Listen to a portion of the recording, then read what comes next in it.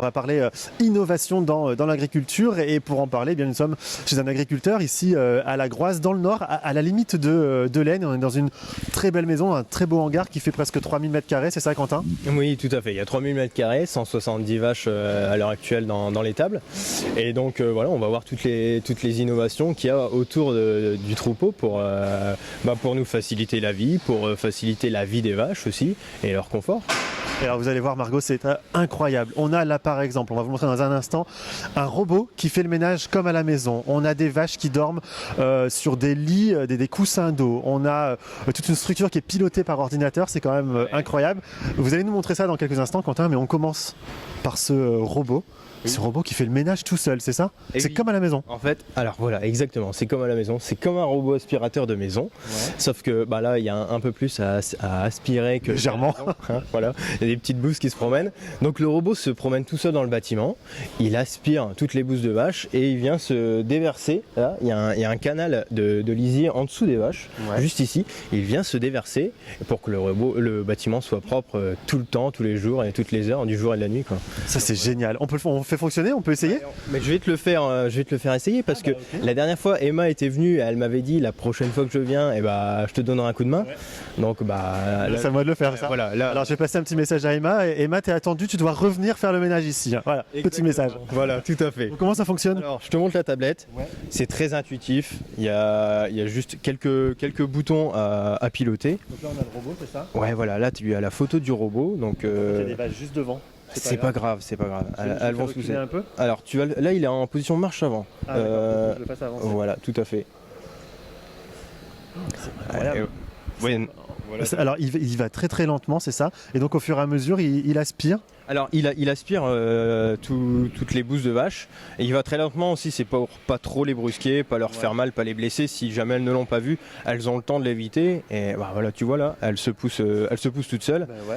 Elles n'ont pas l'air perturbées plus que ça, hein, pas du tout. Elles sont habituées en fait à cet engin. Le robot passe entre 15 et 17 fois par jour dans le bâtiment. D'accord. Donc c'est le petit copain des vaches quoi. Elles ont l'habitude de vivre avec. C'est presque un jeu finalement. Ça deviendrait presque rigolo de s'occuper de vaches. Oui, non mais c'est le caca de vache. On pourrait faire des concours de vitesse de robots. Ouais. On pourrait faire un petit circuit dans le bâtiment. Ça pourrait être drôle. En tout cas, moi je m'éclate. Hein. J'ai l'impression de jouer. Voilà. Ça doit être assez solide quand même parce que j'imagine que les vaches, elles peuvent marcher dessus, elles peuvent le bousculer, elles peuvent... ouais, non mais tout à fait, c'est conçu pour que ce soit résistant à la vitesse au poids d'une vache, pardon.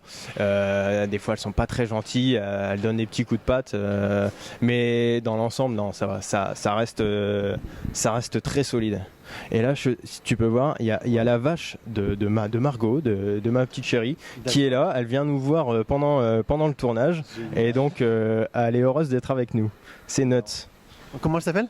Nuts. Ouais. On la salue. Alors, attends, je te reprends le micro. Je te rends la tablette. Voilà, c'est ton jouet. Combien ça coûte un investissement comme ça? Alors, rien que le robot aspirateur, c'est un peu plus de 20 000 €. Je vous l'avais dit, regardez, une traite pas comme les autres, une machine assez incroyable. Avec cette machine, les vaches viennent toutes seules et se font traire toutes seules comme des grandes, Quentin. C'est ça, je me trompe pas? Voilà, tout à fait. Donc là, la vache vient d'arriver dans le robot. Elle se fait brosser les mamelles pour être sûr qu'il n'y ait pas d'impureté dans le lait par la suite. Et on va le voir, voilà, il y a des différents dispositifs, un système de laser qui va venir détecter l'emplacement des trayons et le robot va brancher la vache et elle va se faire traire toute seule. Exactement.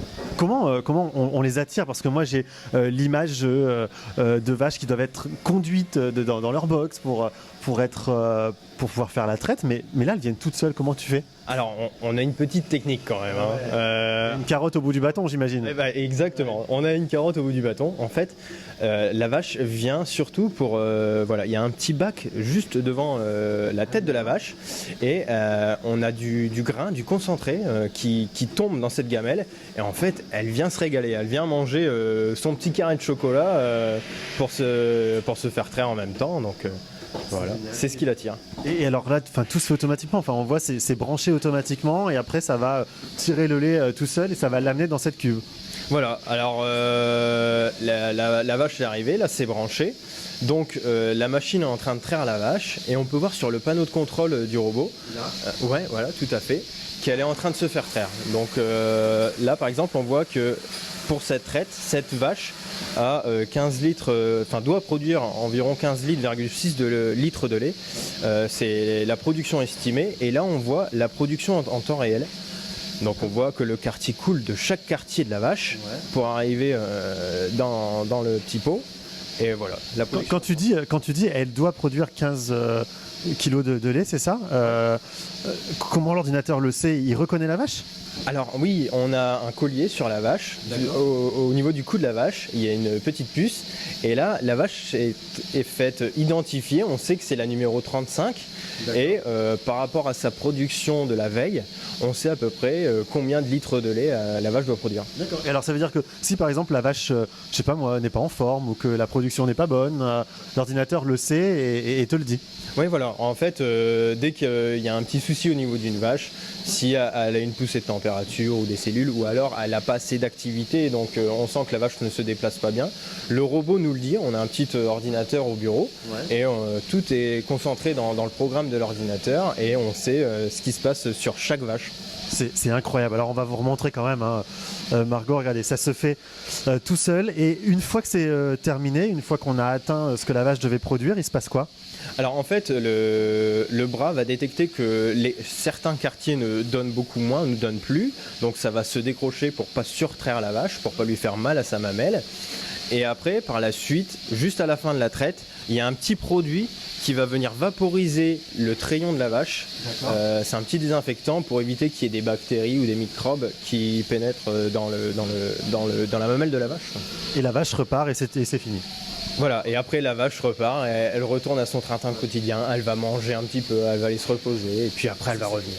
Ça c'est incroyable. Alors, ce qui était rigolo, Margot, c'est qu'il y a quelques minutes, il y avait une file d'attente juste là. Il y en avait quelques-unes qui attendaient. Et justement, en quelques secondes, si elle est déjà venue se faire traire, il y en a des gourmandes, j'imagine, et qu'elles ont envie de revenir juste parce qu'il y a la petite gourmandise là-bas, il se passe quoi? Tout à fait. Alors s'il y a des gourmandes, le robot les reconnaît et il dit non, tu viens de te faire traire, faut y aller mollo sur la nourriture, donc il la laisse passer.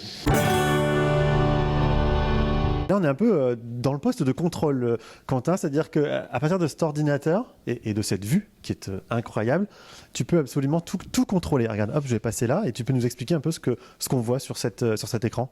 Alors en fait, sur l'écran, on a la photographie en instantané de l'ensemble du troupeau. Ouais. On a plein de données de toutes les vaches et du troupeau dans sa globalité qui nous donne en fait la production journalière, le niveau de production de chaque vache, la moyenne de chaque vache. On arrive à savoir si elle passe correctement au robot, si il y a une bonne dynamique et une bonne vie dans l'ensemble du troupeau, quoi. Là, on vient de les voir sur les images de Pierre. On a l'impression qu'elles sont parquées, mais elles sont complètement libres en fait dans ce hangar. Tout à fait. En fait, elles font leur vie. Si elles veulent aller dormir, elles vont dormir. Si elles veulent manger, elles vont manger. Si elles veulent se faire traire, elles vont se faire traire. Elles sont totalement libres. Et voilà, en fait, on voit là, elles sont debout ou couchées sur des matelas à eau. Alors, c'est des matelas gonflés à l'eau qui permet d'avoir un confort optimum. Et elles sont heureuses, quoi. Elles ont l'air plutôt bien, hein. Oui, ouais, non, ça c'est super confortable. Ouais. C'est vraiment une exploitation high-tech parce que tout à l'heure tu nous parlais aussi des rideaux sur les côtés. Là c'est pareil, ça a certains avantages ce mécanisme. Alors en fait, quand à la base de la construction du bâtiment, je voulais qu'il y ait de la lumière dans mon bâtiment, donc je voulais pas de mur sur les côtés, donc on a mis des rideaux et les rideaux se lèvent et se baissent en fonction de la météo. Voilà, pour pas que les vaches prennent froid ou qu'elles aient un mauvais courant d'air. C'est génial. Et alors, il y a autre chose, je sais pas si on va bien le voir, mais regardez, je vais passer mon doigt là-bas tout au bout. Regardez, hop, là-bas. On voit, il y a une petite file d'attente, Quentin. Pourquoi? Explique-nous. On le voit, on l'aperçoit un petit peu sur les images, mais ça va faire rire nos amis, je pense. Effectivement, il y a la petite file d'attente pour la station de massage, on va dire. En fait, parce que les vaches ont droit à leur massage. Oui, non mais voilà, faut qu'elles soient à l'aise. Donc on a une petite brosse qui les massent. Donc les vaches vont en dessous, la brosse s'active, là elle va s'activer bientôt, et elles se font brosser. Alors elles prennent un ticket, hein, elles font le petit train, et puis et voilà, on les voit souvent dans le fond du bâtiment là-bas sur la brosse. Du coup, on comprend pourquoi maintenant. Est-ce que tout ça, tous ces aménagements, la machine de traite en dessous, le robot, etc., est-ce que ça t'enlève pas une part d'authenticité de ton métier aussi? Parce que les anciens pourraient dire, ah ouais, mais c'est pas ça le métier. Oui, non, mais tout à fait. En fait, les robots et tout l'aménagement du bâtiment, ça nous sert à supprimer l'astreinte de traite.